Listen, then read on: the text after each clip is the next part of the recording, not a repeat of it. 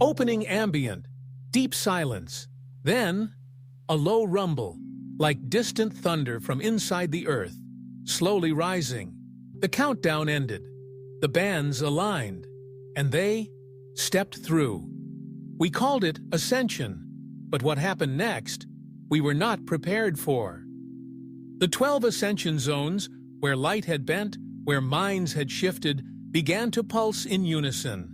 Then, without warning, every ascension band collapsed inward, not as explosions, but as implosions of perception.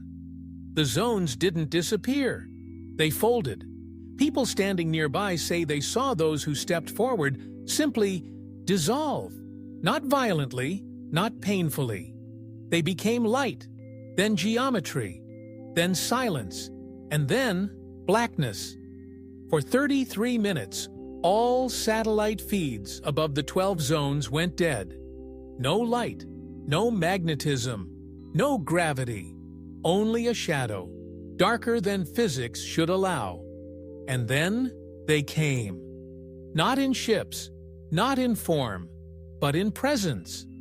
Across the world, those who remained began hearing a sound, a tone not in the ears, but in the mind. It had no pitch. It was recognition. They didn't speak. They didn't show. But we knew. We were being seen. Judged? Perhaps. Measured? Absolutely. They had given us the invitation, and now they had come to harvest the answer. But it was not a harvest of bodies. It was a harvest of choice. The symbol reappeared, on buildings, in clouds, in dreams. This time, it was no longer evolving. It was complete, final. And it pulsed with one word in all languages: decide.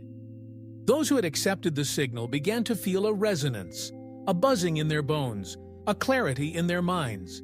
They were not afraid. They were becoming aligned. But others, those who rejected it, began to suffer.